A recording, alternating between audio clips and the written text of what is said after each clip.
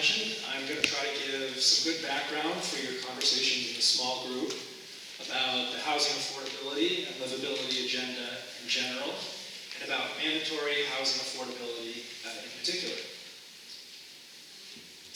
And the first thing to note is that Mayor Murray really views HALA, or the Housing Affordability and Livability Agenda, as one initiative alongside several other initiatives to improve equity and opportunity for all Seattleites. So HALA is an initiative that's alongside actions like the Move Seattle Levy to improve transit, the universal pre-K, the $15 minimum wage, the Parks Levy to improve investments in our parks. So he views our work on housing affordability as one of several actions in that area.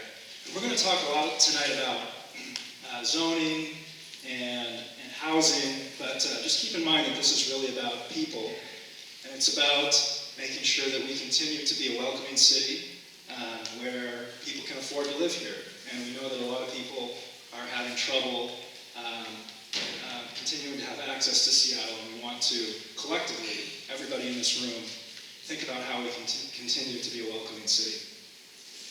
So as John mentioned, we know that we're growing, and in 2035, we expect there to be as many as 725,000 people living here in Seattle. So it's not a matter of whether we're going to grow, but how we can grow and how we can make that livable.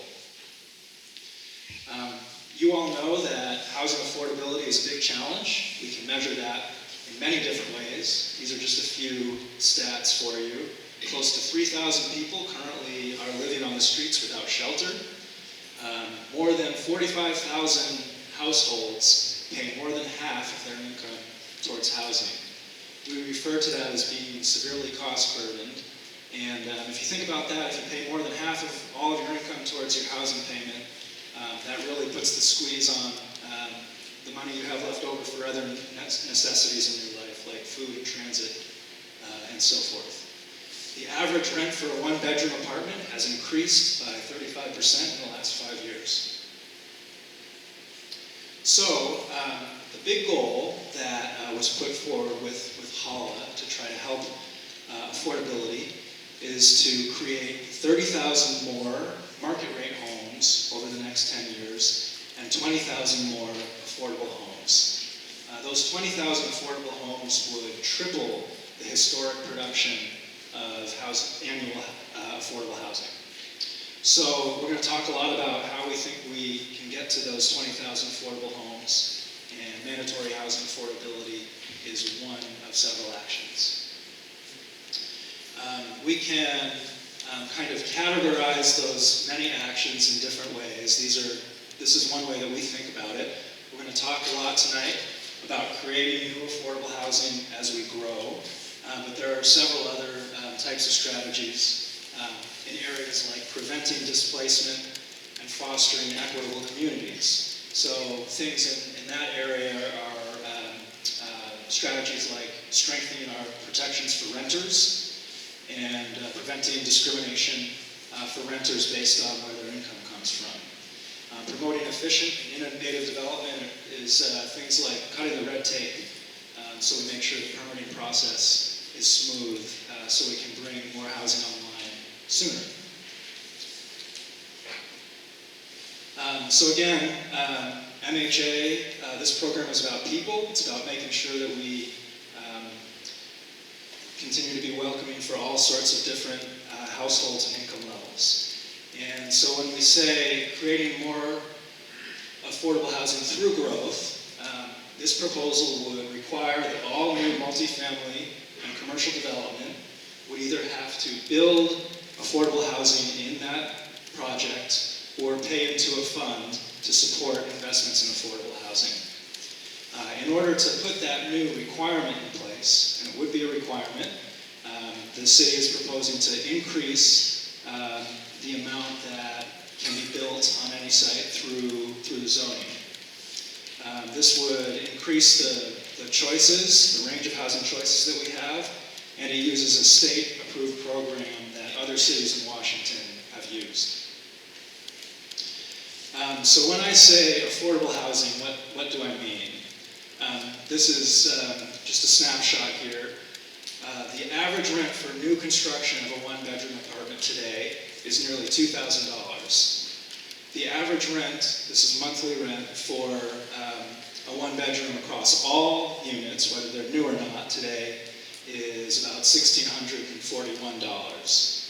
All of the affordable housing that we talk about tonight would be required to be at this level, where it couldn't be any more than about $1,000 a month, and it would serve occupations like administrative assistant, a couple who's earning minimum wage, or an elementary school teacher. So the program we're going to talk about is a citywide program. So when you look at this map, the map on the left is showing you where we have an existing voluntary affordable housing program. The areas in green. You'll see that that's mostly just in the downtown and South Lake Union neighborhoods, and it's voluntary. It's not required for developers. The map on the right, all the areas in green on that map are proposed to be a part of this program. So everywhere in green would be required to have affordable housing when a new building is built. And it would be required, not voluntary. We're hearing a lot about displacement. We know that that's a huge concern for communities all across the city. And MHA really is an anti-displacement tool. It would create at least 6,000 new rent-restricted homes that otherwise would not be created. And we don't think that MHA will increase the amount of demolition or tear-downs that you see. What is projected to happen is that more or less those same sites that would otherwise be built on would just be built on with a little bit more housing, about one more story. So you wouldn't see necessarily any more displacement or loss of structures than you would otherwise over the next 20 years. So we're talking about Morgan Junction tonight. This conversation is focused on the Morgan Junction Urban Village. And this is what we project for Morgan Junction. There's about 1,342 existing homes in Morgan Junction. If we made no change, if we didn't, if we weren't even talking about MHA, Morgan Junction would be projected to have about 400 more homes over the next 20 years. With MHA, that could increase to about 778 homes over the next 20 years.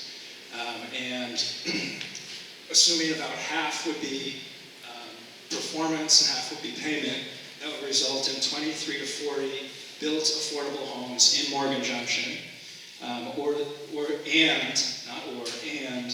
the creation of $4.6 to $8.3 million towards affordable housing production.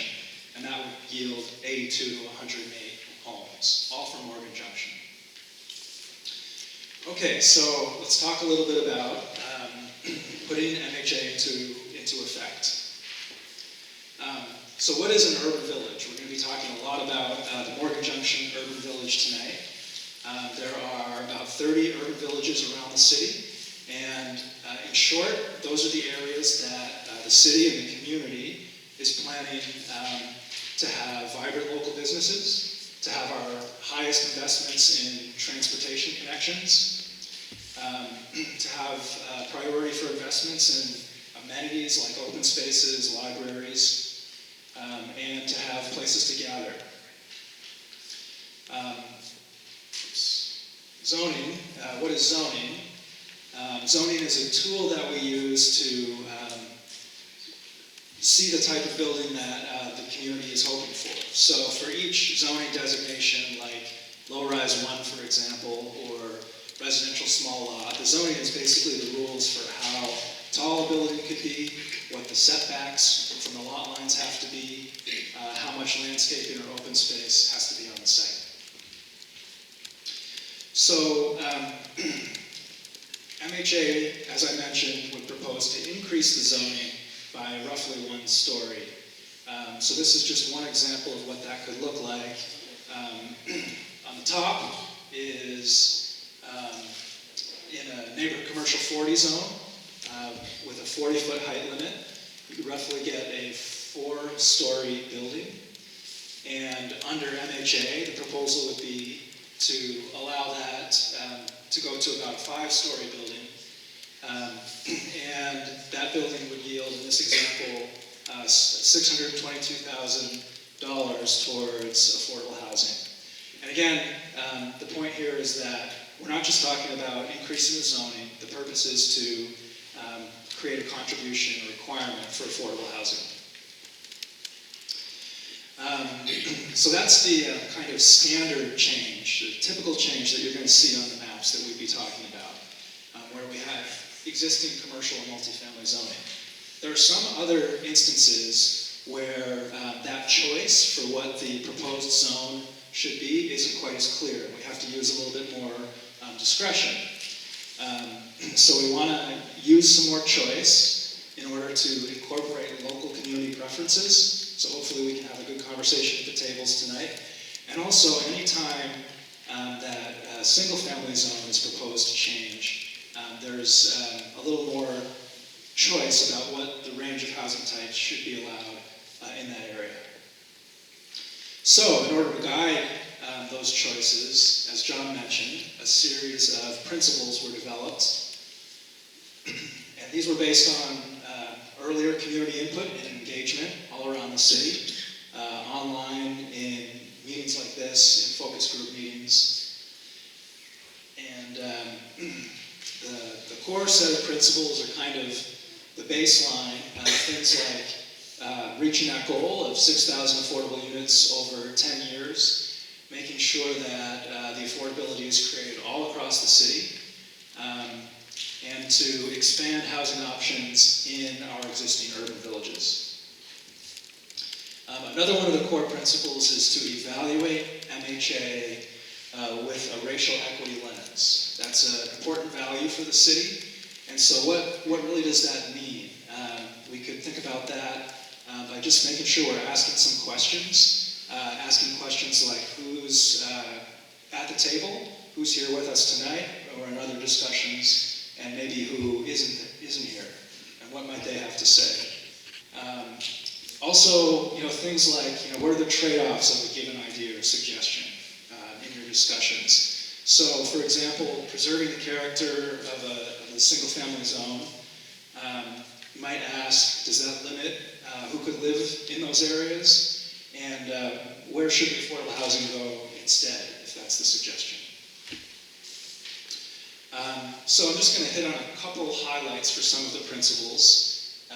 One is housing options, to encourage a wide variety of housing sizes, including family-sized homes. This was something we heard a lot about from lots of communities all across the city, making sure they're not just all studio and one-bedroom apartments. And we think that some smaller cottage or single-family type structures that could be compatible with an existing single-family zone could be a good way to do that. You'll see that in the residential small lot zone that we'll talk about a little bit more. Another principle is transitions. This is a concept a lot of folks support, and it's the simple idea of having your bigger buildings, your density closest to, say, the center of the neighborhood, the business district, and transit, and then to have a nice, smooth transition from there to lower scale zones like single-family zones. Another principle that there was a lot of support for was locating more housing near assets and infrastructure like parks, schools, and transit. And here's a couple of images of assets and infrastructure in your neighborhood.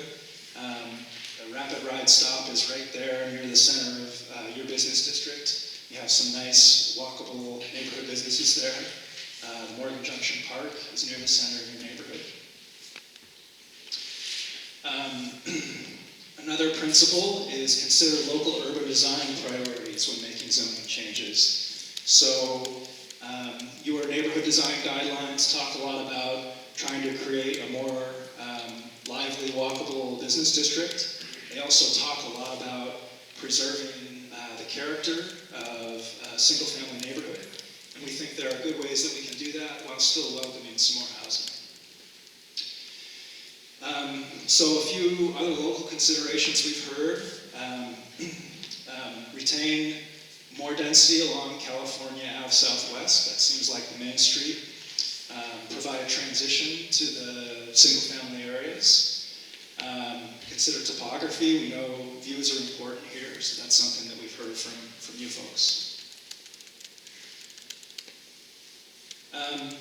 Something I wanted to just touch on is that we received a good comment letter from the Community Association, from MoCA, and one of the things that MoCA mentioned was that the neighborhood plan has a lot of kind of very detailed policies in it, and they wondered whether some of those policies were consistent with some of these proposals. And just wanted to mention that the Seattle 2035 plan was recently updated last year. That's the comprehensive plan for the whole city, and it really set out current and vetted policy direction with an emphasis on data-driven planning, with an emphasis on furthering equity, and those are fresh policies that the council just adopted. Your neighborhood plan dates back to the 90s era, 1994, when 33 neighborhood plans were created. So we want to try to consider as many of those neighborhood plan priorities as we can, while still kind of updating things for the current citywide policies. Okay, so just to wrap up here, I'm going to talk a little bit about reading the maps in your small groups. So when you get into your groups, anywhere that you see that has a shaded color to it is an area where MHA would be proposed to apply, where there would be affordable housing required, and where a zoning change is proposed. Anywhere you see just the photograph coming through, there's no change proposed, and those are generally the single-family zoned areas that are outside of the urban village. For each of those colors, those shaded areas, you're going to see the name of the existing zone. So in this case, a single-family zone. Then you're going to see this vertical slash, and then you're going to see the name of the proposed zoning designation. So that's how you tell what's being proposed on the map. Anywhere on those maps that you see this hatching, the diagonal lines, those are the areas where that a little more choice or discretion was used in proposing the zoning designation. And they're also the areas where there's a greater degree of change from the existing zoning proposed. It's important to note that anywhere that greater change is proposed, that also comes with a higher affordable housing requirement. So you'll see some percentages at the top of the maps in a key. So in short, bigger zoning change means bigger affordable housing requirement. Those things go together.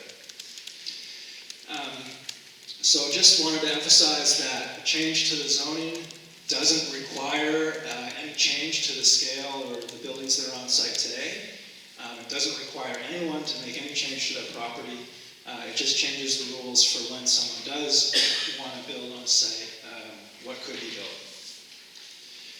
All right, so residential small lot. Let's look at a few examples of what some buildings could look like under the proposed zoning. You're going to see a lot of residential small lot on the map in your station. This is just one example of a 5,000 square foot lot that today you can only build one single family home on. This would allow for, residential small lot would allow for the addition of one additional home. Showing on the back of the lot in this image. And in this case, one of those units would be required to be affordable, or it would require a contribution of $25,000 towards affordable housing. Here's another residential small lot example that imagines two lots side by side being combined, and a group of 5 cottage-sized homes are built on that site. One would be required to be affordable, or a $90,000 contribution towards affordable housing. One last example of residential small lot. This imagines that an existing single-family home, instead of just being used for one household, is converted into 3. Say, for example, 1 unit on each of the floors in that home. And one of those would be required to be affordable or a contribution towards affordable housing. Okay, so the low-rise zones are multifamily zones. You're also going to see some low-rise zones on the map in brown. This is the low-rise 1 zone. This is a 5,000 square foot lot, typical lot size that would allow for about 5 townhouses to be built, and 1 would be required to be affordable or a contribution to affordable housing. Low-rise 2, so when you go up in number from low-rise 1 to low-rise 2, that just means that that's a designation that would allow for a little bit more height, a little bit more floor area as you go from low-rise 1 to low-rise 2 or low-rise 3. This is a 10,000 square foot lot that would allow for about 8 townhomes. Here's another low-rise 2 example. It could also be a small apartment building. This is a 10,000 square foot lot that could allow for 20 apartments, and 2 units would be required to be affordable, or about $200,000 towards affordable housing. And this is a low-rise 3 example. I won't keep reading through. Next one, please. Neighborhood commercial. So there is neighborhood commercial zoning. It's really located on California, close to the neighborhood center in Morgan Junction. Sites like the Thriftway site, some of the other lots that are right on California Ave.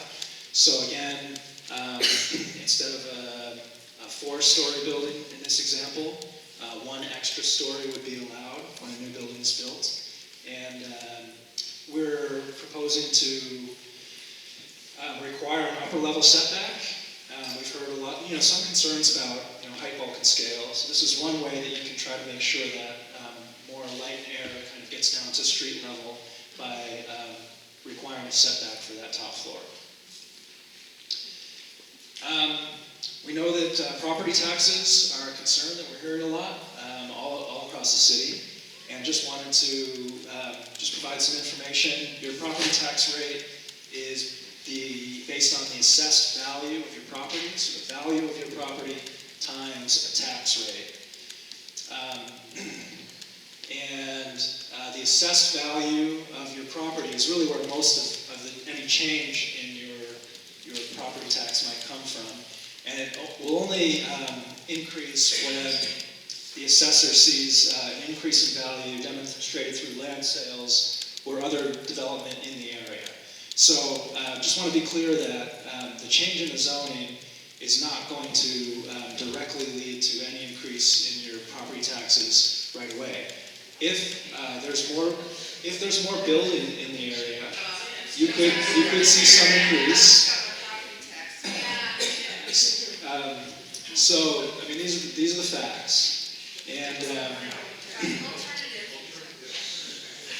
these are real facts. Hold on, Jeff is almost done. We're going to have plenty of time for your questions and then comments at the small table. So, Jeff, why don't you finish? We'll wrap it up. Okay. Last slide. All right, I didn't get to mention that there's for low-income seniors, there's a property tax exemption. Okay, so we want to make sure to have good discussions in the small group, and we're asking you your opinion, your suggestions on the proposals to implement MHA.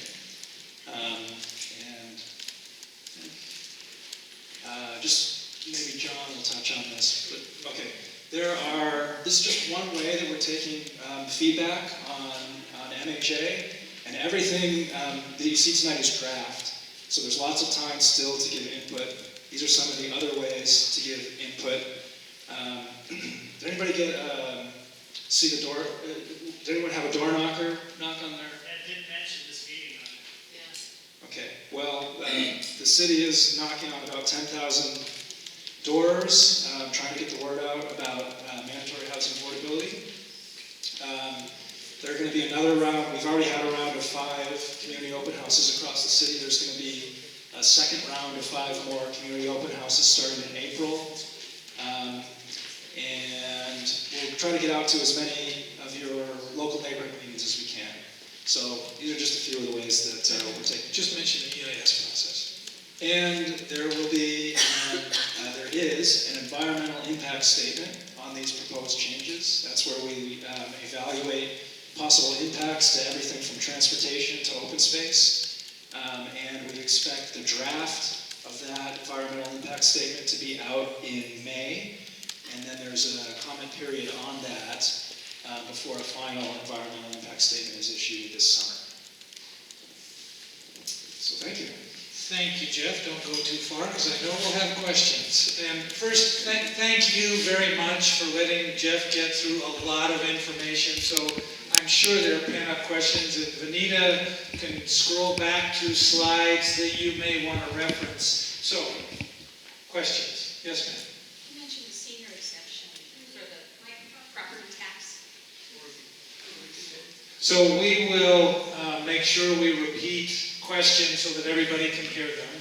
So you're asking about the property tax exemption for seniors, and the question is, How old and how many years have they had to own a home?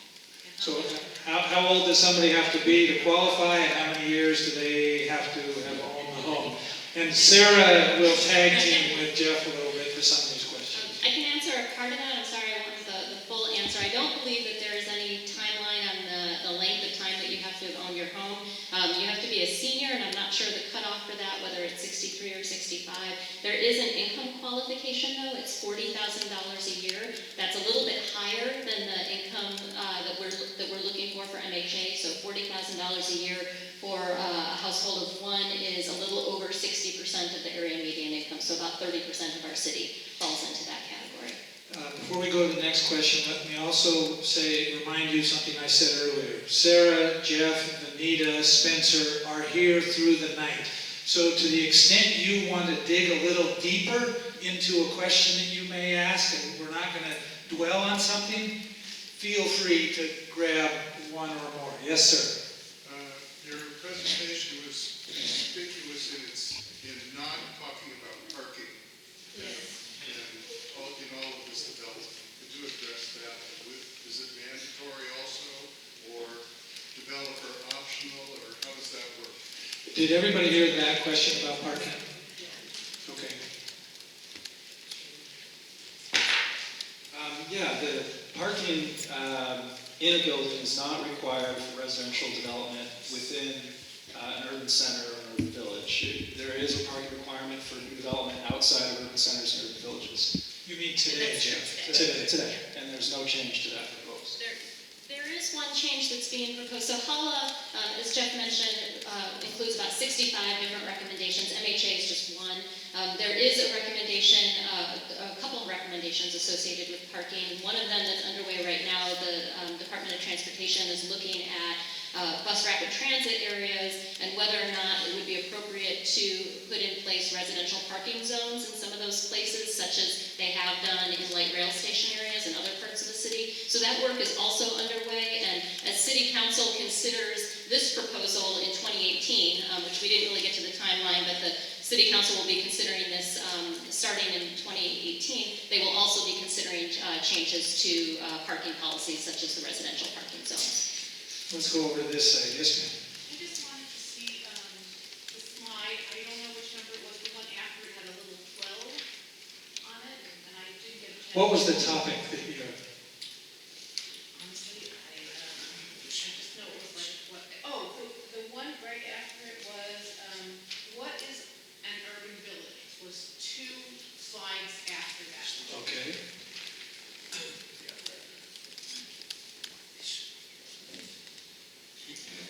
The one before.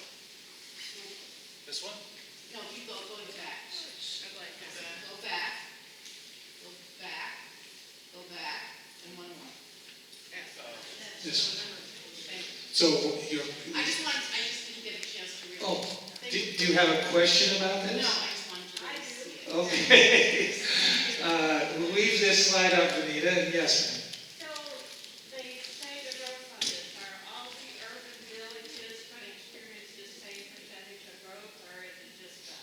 So the question is, will all of the urban villages experience this level of growth, or is it just us? All urban villages are projected to have some more growth because of MHA. All the percentages, they vary based on a number of factors, but they're similar to what you see here. No, specifically ours is higher because we have more single family, and I have the percentages of all the villages in the back here. The percentage is higher, to clarify, the percentage is higher, but the absolute number, Morgan Junction is actually one of the smallest. Because we started as a You small. start So Morgan Junction is actually one of the villages, when you compare it to all the other urban villages in the city, that's had a relatively lower amount of growth than a number of urban villages have. It did not actually reach the projected growth in the last 20-year planning period. So compared to other urban villages, Morgan Junction has not been a particularly fast-growing area. In the far back, yes, sir. Can you go back to the slide for LR1 zoning, the 10,000 square foot lot?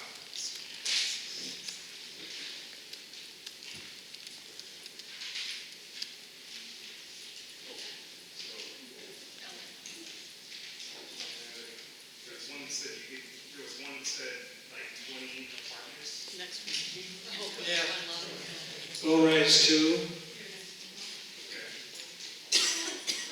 So So it's 600 square feet for one unit. I thought LR2 was around like 1,200. So this is just one example of one type of building that could be built. It's an imaginary building, and it imagines small apartment units in this case.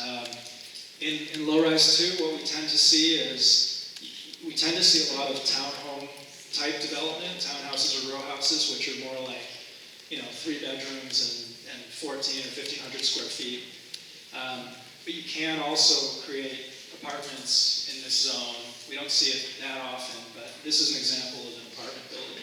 And Jeff, to the gentleman's question, is there a maximum size square footage for the apartment? I think a minimum is what he asked me about, and there's no minimum other than, kind of building. On the actual lot size, right? So each unit for every 1,200 square feet, this one says 600. He's referring to the density control in the zone, rather than the average square footage of the apartment that will produce the 20. Sure. So there's no density limit in the low-rise 2 zone. Okay, yes, sir, in the far back. Yeah, I'd like to go back to the parking issue just for a second. You said that there was no change in closing what it is now. Actually, there is a change. And the change is that we're going to have a heck of a lot more housing to go with non-mandatory parking. And that's huge. If you come to West Hamlin and walk these neighborhoods, you'll see right now that you can't park within 6 blocks of the Junction, for example. And many streets in Morgan Junction are the same way. It's just going to add to it. And for the city to ignore that part that's just being blind to the issue. The question I had originally, I just wanted to back up on that one, was the one where you showed the slide showing the 20,000 units being built over the next 10 years, and the 30,000 units being built. Could you go back to that slide? Those were goals. Yeah. So my question is a math question on that. Because all the information I'm looking at on the updating that we're looking at proposing says that we're looking at about 10 to 12% at the most, and probably less than that for affordable housing. So if you look at this, it looks like the 20,000 affordable homes are going to be 2/5 of what we're building in the city. It doesn't make any sense. Right. So, yeah, affordable homes are just part of the homes that are going to be created. The goal of MHA is to produce, so again, this is one piece of the broader HALA strategy. MHA is the goal for 10 years is 6,000 of the 20,000 would be produced through this program. But we have a number of other strategies, such as the doubling of the housing levy last passed, that is going to allow us to produce another $2,500 or $2,600 toward that $20,000 or 20,000 goal. We've got an expansion of our multifamily tax exemption program. That's going to account for another several thousand.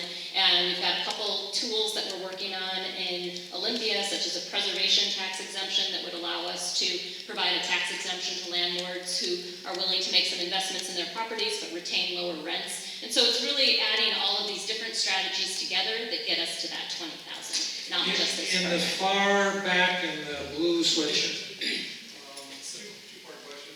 One is, why is this being fast-tracked?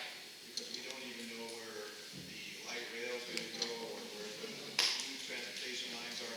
Why is this all of a sudden we have to do this now? Because if you have all these extra people, before that stuff comes in, what, 2030, the West Seattle? I don't know if you guys ever drive the West Seattle Bridge. You're more than welcome to come over any morning. It's ridiculous.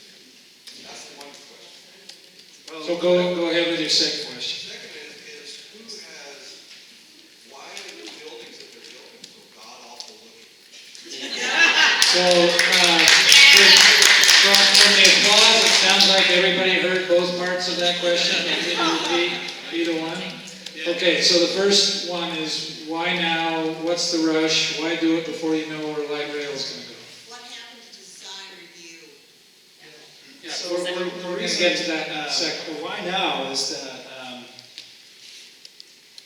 that there are more than half, or 45,000 people who pay more than half their income on housing. And affordable housing is a crisis that people can't afford to live here anymore, and so it really is an urgent need that the city has determined that we should really try to make an impact, to improve on that. Magnolia is closer to... Okay, let him finish. Let him finish. That's the really the long and short. Okay, and then the second question was about design, the design of new development.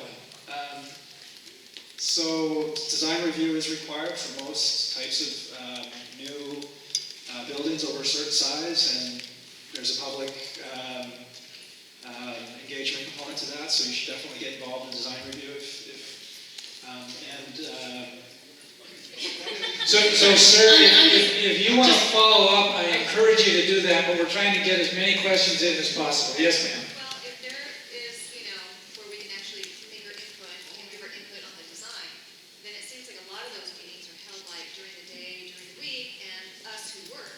Or there are times where you can't get here with traffic, so we don't have input, and that's frustrating.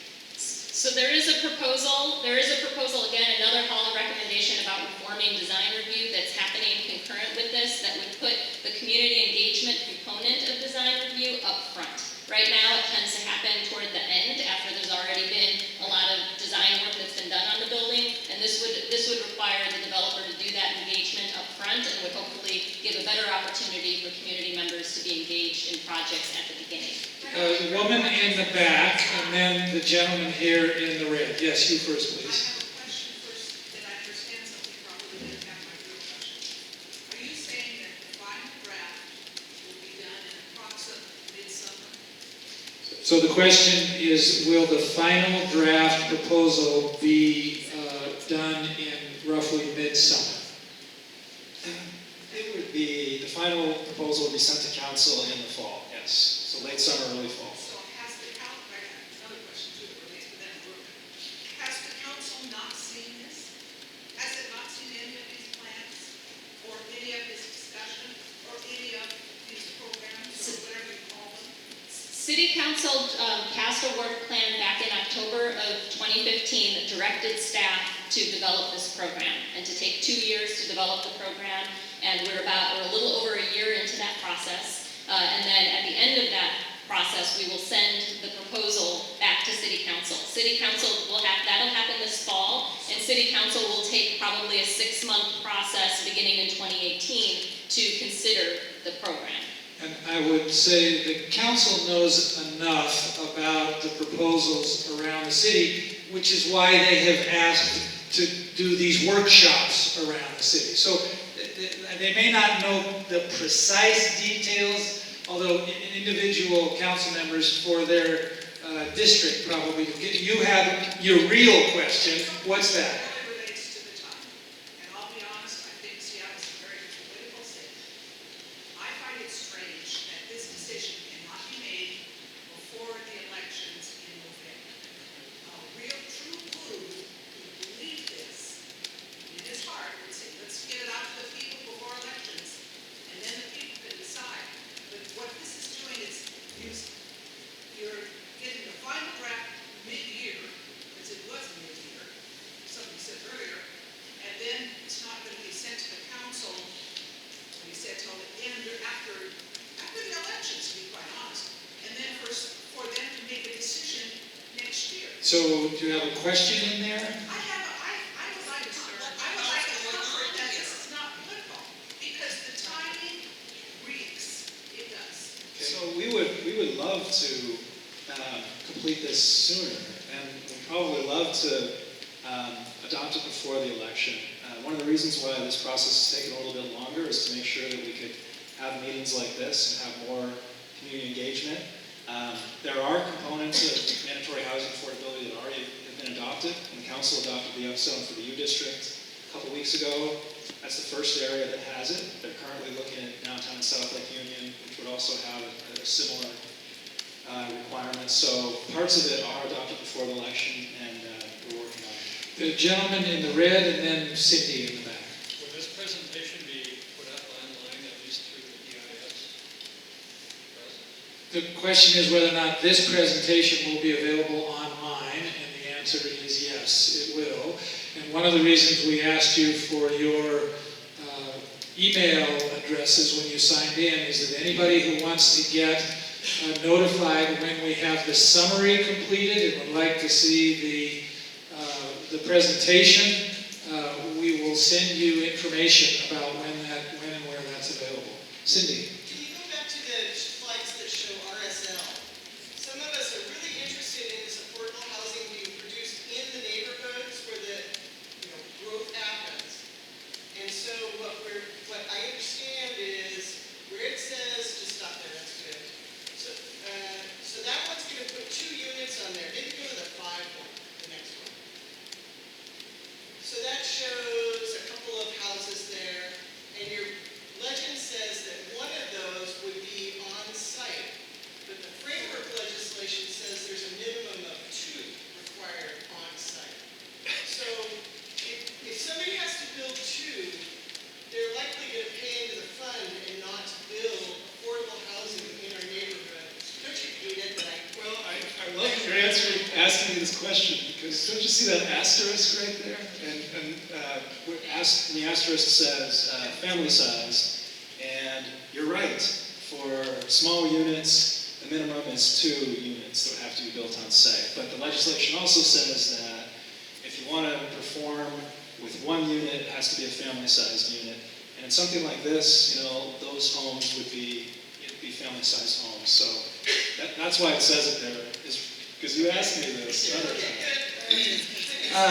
concerns me though, because we really want the smaller units that are small and that new homeowners can afford.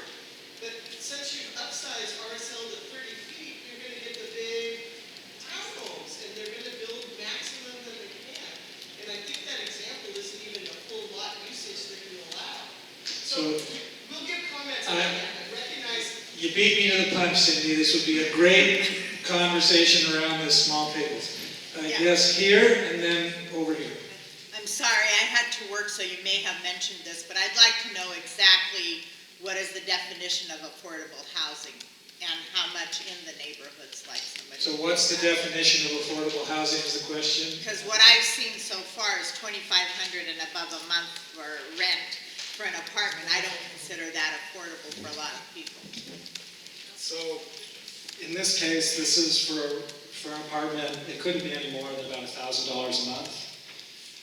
And what defines affordable is what we say is 60% of area median income. So someone who's earning 60% of the area median income. And these are some examples of the types of jobs that people earn about that much. Yes, So, ma'am. hold on a minute. Even the apartments, the new apartments that are like 180, 200 square feet are not at $1,009. Right, and that's. And they're not going to be with the new building either, as far as I can tell.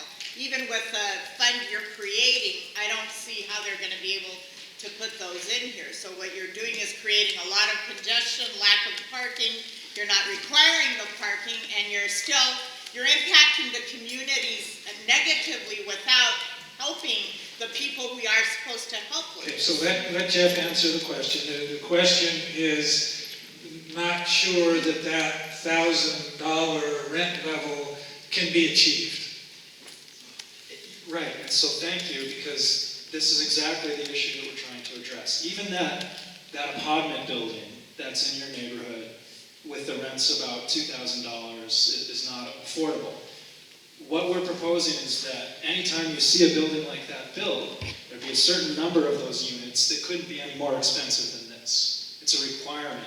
It's a requirement that we don't have today. So all those buildings that you see going up don't have affordable housing in that. But if we're able to implement this program, a percentage of them would. So you're next. Let me just add to Jeff's question, because I heard somebody say this, maybe it was Cindy. That requirement for rent levels at that level would last for 75 years and would be monitored by the city of Seattle. Yes, ma'am. I wanted to just follow up on a question that was said earlier about the unique nature of West Seattle. Because our friends on Queen Anne and all over the city that are having affordable housing, but they have egress in and out of where they live. There are a lot of ways to get in and out of Valley. There are a lot of ways to get in and out of Queen Anne. We have 2 lanes. And I get concerned sometimes when I want to get to the hospital. And the truth is, I pay taxes in Seattle, not Burien. And everybody in the city says, well, there's a hospital in Renton, in Burien. Doesn't fly. What is the city doing to look at the unique topography of West Seattle, the bridge, and how you're going to make sure that we're taking care of this part of the city? I mean, it just, one of my concerns, no one ever wants to discuss those things. Because if we just keep, the bridge keeps getting more and more clogged, and the police sometimes are too busy to clear it, and we're just like, please help us out over here. So it's a unique situation. Has the city considered that in their planning, or are we going to need to make sure that that's presented? Did everyone hear the question? So the question is about whether or not the proposals take into account unique features in a neighborhood, and one of the very unique features about this and other West Seattle neighborhoods is the constriction created by the bridge. And is that factored into the thinking about the proposals that we're discussing this evening? So we know that that's a comment that lots of folks are concerned about in West Seattle. The city is continuing to try to make as many investments in transportation as we can, including ST3, Rapid Ride. And as far as the impact of this particular proposal, impacts on transportation will be studied rigorously, so that we can see exactly what impact these additional housing units would have on transportation. So, a couple of things. We're going to take questions for about 5 more minutes, and then those of you who may feel frustrated that you haven't been able to get your questions asked, I know I've said this multiple times, but Sarah and Jeff and Vanita and Spencer will be here for the rest of the evening, and you can have give and take with them. I also just want to mention that a little bit ago, Councilmember Lisa Herbold joined us, and just wanted to, she's at the back, wanted to make sure, Councilmember, we had some questions earlier about council's role here, but just wanted everyone to know she's here listening. Yes, sir. Has there been any consideration given to your ability to provide safety to these houses, i.e. The fire department? We've had 2 or 3 fires over here in West Seattle where the hydrant weren't working. We lost 3 houses. You build this many houses close together, if you don't have a fire support system, has there been any evaluation done or inventory done of the existing fire service and its capability of handling it? Everyone hear that question? So the question was whether or not there's been an assessment of the fire service capacity. The gentleman cited some recent issue of low capacity of fire hydrants, which resulted in loss of a couple of homes. Have those kinds of public safety issues been considered as part of this proposal? Well, the safest housing generally is the new housing, because the fire codes that we have now are a higher standard than the old ones. The buildings where you see the fires, like the one near Delridge, those tend to be in older buildings that don't have the same fire protection systems that we have today. So that's the first thing. That's what West Hill is. And secondly, we will also study if there would be any potential impact to the ability to deliver fire department response. Yes, sir. This gentleman in the green hat. Can you explain the rationale behind the amount that has to be paid towards getting the extra floor or the extra density, and how it relates to the extra floor or to land costs, or just how did you come up with that rationale? So what's the rationale for how the payment structure for either the creation of additional housing affordable housing on-site, or payments to an affordable housing fund, how were those amounts determined? That's a great question. Thank you for asking it. The rationale is essentially for that payment amount, that requirement, the cost of that to the developer. If it were done perfectly, it would be exactly equal to the benefit that they would get by being able to build an additional story. So we want those things to balance out so that that developer isn't going to make any more or less money after this proposal than they do today. So the whole idea is to capture the value that's granted by letting them build that extra story. One other quick thing to add is that we've also structured the program such that we're hoping to get about 50% of projects are going to develop the affordable housing on site, and about 50% will pay into the fund. City Council will be reviewing the program once a year, and if after a couple of years it sees that everyone is just writing the check, they can change those fees so that we're getting that balance. So it'll really be City Council will have a lot of control over that. Yes, we're going to take two more questions. Yes, sir, gentleman over here. Yes, your guiding principles are very interesting, and they align with your interests for the program. I get that.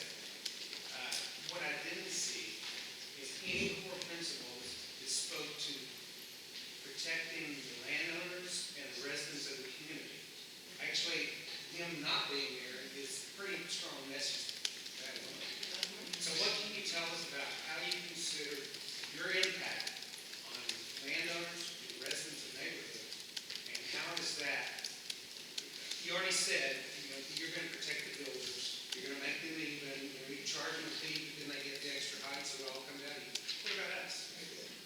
So the question was, this gentleman's observation first was that in the description of the core principles, he didn't hear principles related to protection of homeowners and protection of current neighborhoods. And so he wants to understand how it is that the principles address, or don't they address, those protections of homeowners and neighborhoods.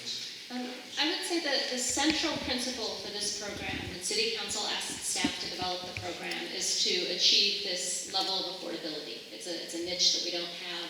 We don't have programs that address this in the city today. And so we were asked to develop principles with communities about how to put the program in place in an equitable and consistent way across the city. But we were also asked to come to the community then and ask, did we get this right?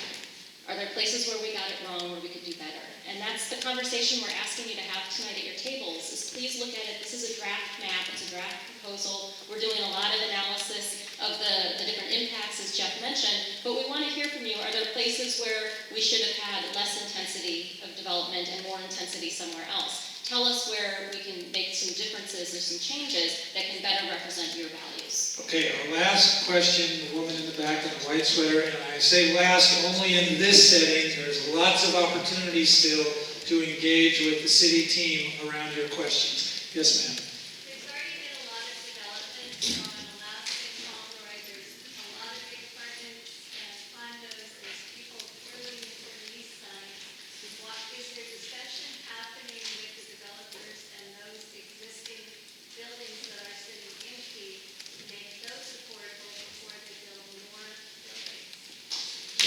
question was, there's already been a lot of development on some avenues, California and others, where there are buildings that are not fully occupied. So the question is whether or not there have been conversations with the owners, developers of those sites to make some of those units affordable. Well, that goes to why should we do this now? And it is a booming part of the development cycle right now. And the sooner that we implement mandatory housing affordability, the sooner we can get some of those buildings you see going up to have affordable units in them. Right now, there's no requirement, so there's really not much we can do to require that builder today to make their units affordable. But if we were to implement this, we could guarantee that some would be. Also, you know, our numbers and our data tells us that there's not much, if any, vacant housing out there. Like vacancy rates are as low as they've been in many years. So when the housing's first built, sometimes it won't be rented up right away, but it does lease up. And overall in the market, we have very little vacant housing.